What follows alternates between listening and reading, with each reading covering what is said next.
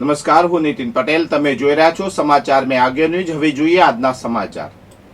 પાટણના હિંગળા ચાચર ચોક ખાતે ચાલી રહેલા મોદી સમાજના 5 કટમની બાધા માનતાના ગરબામાં મોદી સમાજની મહિલાએ રાષ્ટ્રધ્વજ સાથે ગરબે ઘૂમીને સૈન્યના શૌર્યને બિરદાવ્યું હતું.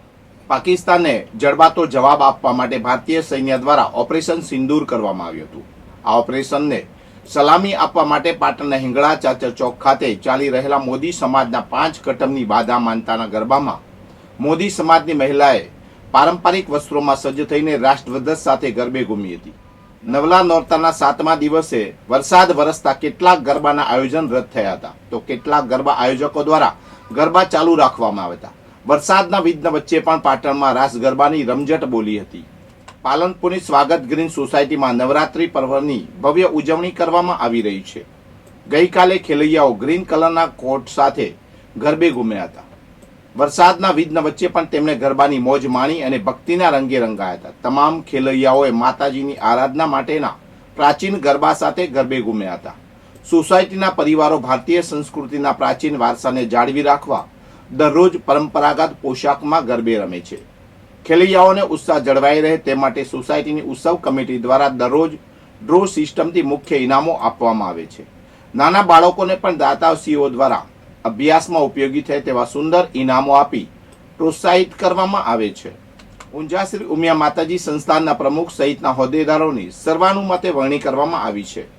અમદાવાદ દસકોઈના ધારાસભ્ય બાબુભાઈ જમનાદાસ પટેલની સતત 5મી વાર પ્રમુખ તરીકે વરણી થઈ છે. આ વરણી માટે ઊંઝા શ્રી ઉમિયા માતાજી સંસ્થાન ખાતે એક બેઠક યોજાઈ હતી, જેમાં ગુજરાત સહિત રાજસ્થાન અને મધ્યપ્રદેશના કારોબારી સભ્યોએ હાજરી આપી હતી. આ સભામાં બાબુભાઈ પટેલની સર્વાનુમતે પ્રમુખ તરીકે પસંદગી કરવામાં આવી હતી. આ ઉપરાંત ઉપપ્રમુખ તરીકે રમેશભાઈ પટેલ દૂધવાળા અને મૌલેશભાઈ ઉકાણીની નિમણૂક કરવામાં આવી છે, જ્યારે જયંતિભાઈ પટેલને મંત્રી તરીકે વરણી કરવામાં આવી છે. નવીન હોદ્દેદારોની આ ટીમ ઉમિયાધામના વિવિધ પ્રોજેક્ટ અને સમાજ કલ્યાણના કાર્યોને આગળ ધપાવશે. ચોટીલામાં ભારે વરસાદ અને પવનને કારણે મૂળી વગડિયા રોડ પર વૃક્ષોની ડાળીઓ તૂટી પડતા વાહન વ્યવહાર અવરોધાયો હતો. આ સમયે નાયબ કલેક્ટર એચ.ટી. મકવાણાએ પોતાની ટીમ સાથે સ્થળ પર પહોંચી જાતે રસ્તો ખુલ્લો કરાવ્યો હતો. નાયબ કલેક્ટર મકવાણા મૂળી તાલુકાના આસુંદરાણી, વગડિયા અને ધોળિયા વિસ્તારમાં તપાસાર્થે ગયા હતા. તે દરમિયાન મૂળી વગડિયા રોડ પર 2 અલગ અલગ જગ્યાએ વૃક્ષોની ડાળીઓ રસ્તા પર પડી ગઈ હતી. આને કારણે વાહન વ્યવહારમાં મોટી અડચણ ઊભી થઈ હતી. માર્ગ પરથી પસાર થતા વાહન ચાલકો અને સ્થાનિકોને કોઈ મુશ્કેલી ન પડે તે માટે સુનિશ્ચિત કરવા માટે નાયબ કલેક્ટર એચ.ટી. મકવાણા અને તેમની ટીમે તાત્કાલિક કાર્યવાહી કરી. તેમણે જાતે જ રસ્તા પર પડેલી વૃક્ષોની ડાળીઓ દૂર કરી માર્ગને વાહન વ્યવહાર માટે ફરીથી ખુલ્લો કર્યો હતો. મહેસાણામાં ઓએનજીસી અને પર્યાવરણ શિક્ષણ કેન્દ્ર સંસ્થા દ્વારા પ્લાસ્ટિક રિસાયકલિંગ માટે પ્રોજેક્ટ રોચક અભિયાન શરૂ કરવામાં આવ્યું છે. આ પહેલ અંતર્ગત જોટાણા તાલુકાના સુરજ ગામે પ્લાસ્ટિક વેસ્ટ મેનેજમેન્ટ સંદર્ભે એક ફ્લેગ ઓફ કાર્યક્રમનું આયોજન કરાયું હતું. આ કાર્યક્રમમાં ઓએનજીસીના અધિકારીઓ ગજેન્દ્ર જાંગડે અને ધનંજય કુમાર ઉપસ્થિત રહ્યા હતા. સુરજ ગામમાંથી સરપંચ બાબુજી માથુરજી ઠાકોર, માજી સરપંચ ઠાકોર દયાળજી અમથાજી, ડેરીના પૂર્વ મંત્રી ગોવિંદભાઈ પટેલ, તલાટી કમ મંત્રી રોહિતભાઈ મોદી, પંચાયત સભ્યો રેવાભાઈ પરમાર, અમરજીત ઠાકોર, કૈલાસબેન પટેલ સહિત ગ્રામજનો અને પ્રોજેક્ટ રોચક ટીમના સભ્યો પણ હાજર રહ્યા હતા. નોંધનીય છે કે આ 10 ટન પ્લાસ્ટિક ઓએનજીસી દ્વારા સૂચિત કરાયેલા સુરજ, ચાલાસણ, મેમદપુર, ગણપતપુરા, જકાસણ, જોટાણા, મોદીપુર, અંબાસણ, સાંથલ, કાસલપુર, જગુદણ, હેબુવા, કોચવા, પુનાસણ, મેવડ, પાલેજ, ઉંડેલા, બલોલ, દેલોલી અને ગમનપુરા જેવા 20 ગામોમાંથી એકત્ર કરવામાં આવ્યું છે. કાર્યક્રમમાં ઓએનજીસીના અધિકારી ધનંજય કુમારે ગ્રામજનોને પ્લાસ્ટિકનો ઓછો ઉપયોગ કરવા અને આ કામગીરી લાંબા સમય સુધી ચાલુ રાખવા પ્રોત્સાહિત કર્યા હતા.